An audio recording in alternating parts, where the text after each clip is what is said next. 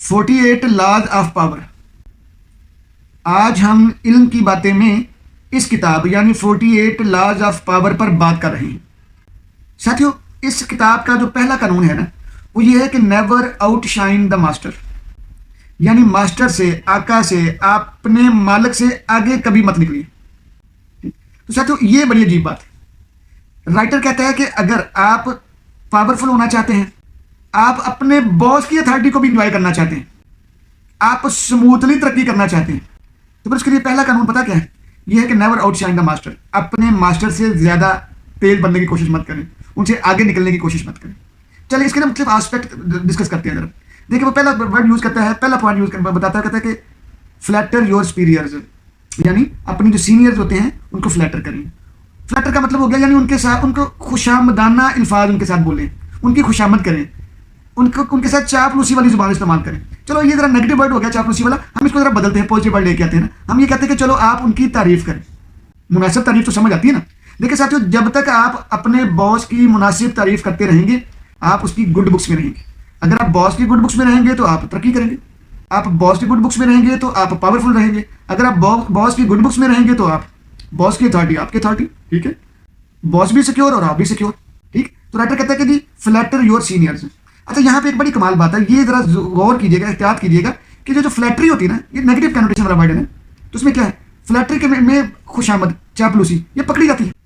अगर बॉस आपका वाकई में सेंसिबल बंदा हुआ तो उसने तो आपको पकड़ लेना कि भाई ये तो चापलूसी करने वाला बंदा है, ये तो 2 नंबर करता है, काम कम करता है और अल्फाज ज्यादा बोलता है, वो भी चापलूसी वाले, वो भी ऑली टंग यूज करता है। ठीक है, तो क्या करेगा, वो आपको कॉर्नर करेगा, आपको साइड पे कर देगा, पीछे कर देगा, आपसे करने कराएगा, यानी आपको कहीं और जो शिफ्ट करेगा।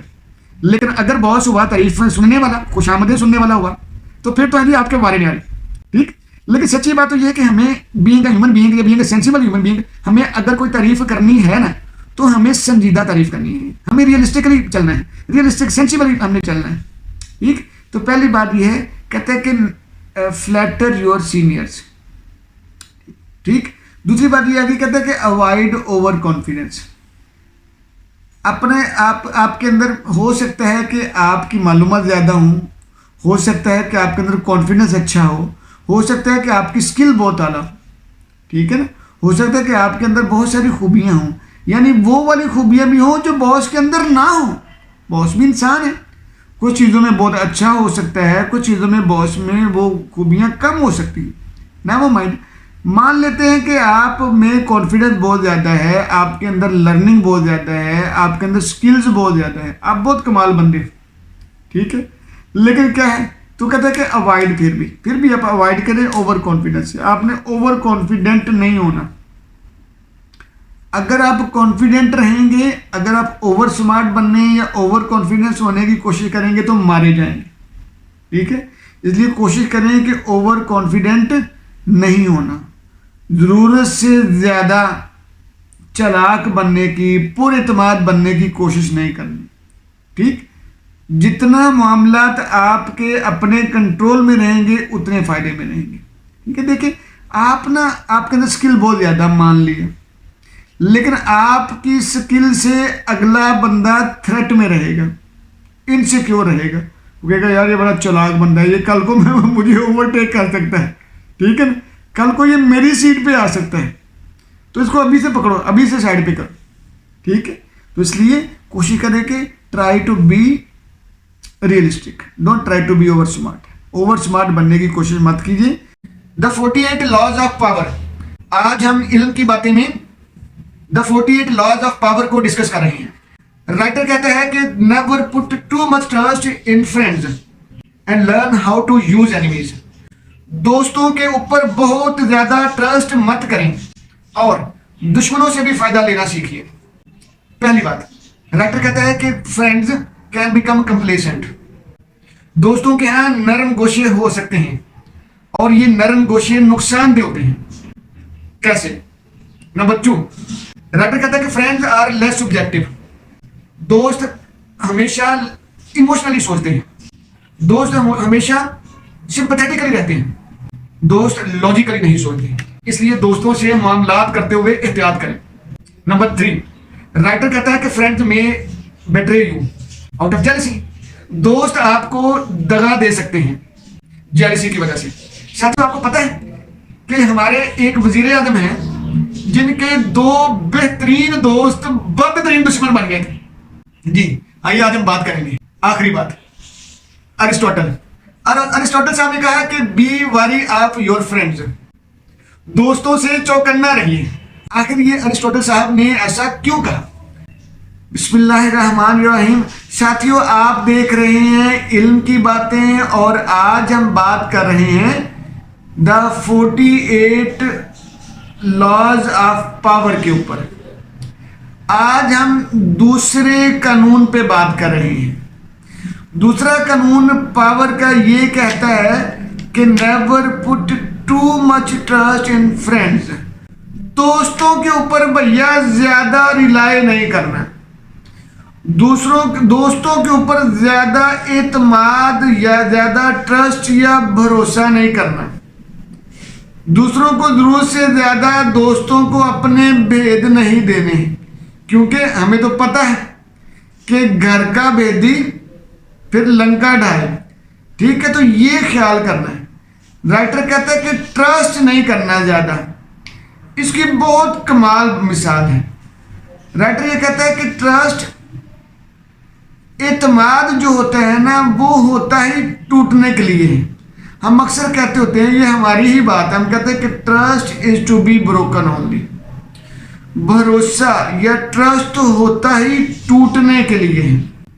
इसलिए द 48 लॉज ऑफ पावर का दूसरा कानून ये है कि दोस्तों के ऊपर जरूरत से ज्यादा भरोसा मत करें। लेकिन देखो साथियों, जब हम ट्रस्ट की बात करते हैं ना, तो मुझे पाब्लो कोएल्हो साहब याद आ गए। पाब्लो साहब कहते हैं कि जब हम ट्रस्ट करते हैं तो फिर हम अपनी सेंसेस का इस्तेमाल छोड़ देते हैं। द अल्केमिस्ट बड़ी अच्छी किताब है, पढ़नी चाहिए आपको। ठीक, लेकिन जब हम दोस्तों के साथ होते हैं ना, तो फिर हम सेंसेस का इस्तेमाल करना छोड़ देते हैं, यानी हम ट्रस्ट करना शुरू कर देते हैं। लेकिन जब हम ट्रस्ट करते हैं तो फिर हम एक अलार्मिंग सिचुएशन में आ जाते हैं। तो राइटर कहता है इससे बच के रहें। दोस्तों के साथ मुआमलात करते हुए इंतहाई एहतियात करें, क्योंकि दोस्त आपको आपकी नोक झोंक, आपके इख्तलाफ, आपके साथ कश्मकश, आपके साथ झगड़ा, आपके साथ लड़ाई, आपके साथ ताल्लुकात को खराब करने से कतराते हैं। इसलिए वो आपकी गलतियां रोक के रखते हैं। वो आपके सामने ऑयली टंग इस्तेमाल करते हैं। जरूरी नहीं कि वो चापलूसी करें, वो आपके दोस्त हैं, वो आपको इमोशनली लेते हैं। आपकी उनके साथ और उनकी आपके साथ इमोशनल वाबस्तगी है। जहां पे जज्बाती वाबस्तगियां होती हैं, वहां पे खराबियां लाजमी होती हैं। The 48 laws of power. आज हम इल्म की बातें में द 48 लॉज ऑफ पावर में से लॉ नंबर 3 डिस्कस कर रहे हैं। राइटर कहता है कि कंसील योर इंटेंशन, अपने इरादों को छुपा कर रखें। पहला पॉइंट, राइटर कहता है कि concealment of intentions makes you powerful. इरादों को छुपा के रखना आपको ताकतवर बनाता है। Number 2, masking true intentions disarms the opponents. आप अपने इरादों को अगर मास्क पहना के रखेंगे, ढांप के रखेंगे, तो इससे आपके अपोनेंट, आपके मुखालिफ कमजोर रहेंगे। नंबर 3, राइटर कहता है कि डिस्ट्रैक्शन इज डिस्ट्रक्शन, यानी डिस्ट्रैक्ट करना, मिसलीड करना असल में तबाही है, तबाह करने के बराबर है। और मैनिपुलेशन, राइटर कहता है कि manipulation makes you protected and powerful. चीज़ों को मैनिपुलेट करके बयान करना है, ये भी आपको ताकतवर और प्रोटेक्टेड बनाता है। आखिरी बात, कंट्रोलिंग परसेप्शंस। राइटर कहता है कि controlling perceptions of others makes you powerful. दूसरों की परसेप्शंस को कंट्रोल करना, इससे आप पावरफुल होते हैं। ये जानदार बात है। इस पे बात करते हैं कि कैसे। बिस्मिल्लाहिर्रहमानिर्रहीम। साथियों, आप देख रहे हैं इल्म की बातें और आज हम बात कर रहे हैं द 48 लॉज ऑफ पावर के ऊपर। रॉबर्ट ग्रीन साहब की इस किताब का आज हम लॉ नंबर 3 डिस्कस कर रहे हैं। राइटर ने इस लॉ का टाइटल दिया है कंसील योर इंटेंशंस, यानी अगर आप ताकतवर होना चाहते हैं तो फिर आपको अपने इरादे और अपनी नीयतों को छुपा के रखना होगा।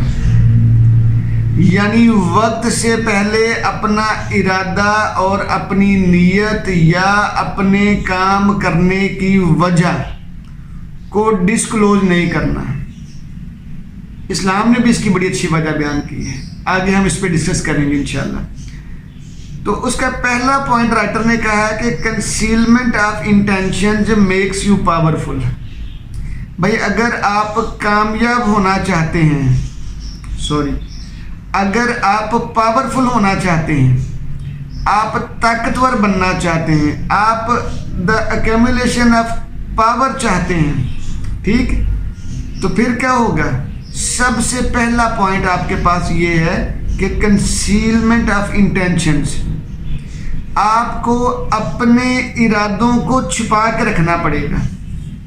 हर वो बंदा जो अपने इरादे छुपा के रखता है वो पावरफुल रहता है।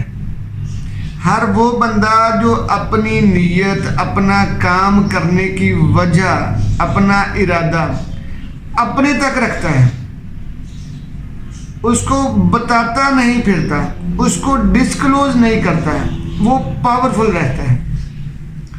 तो इसलिए कहा राइटर ने कि concealment of intentions makes you powerful. इरादों को छुपा के रखना ही असल में आपको ताकतवर बनाता है।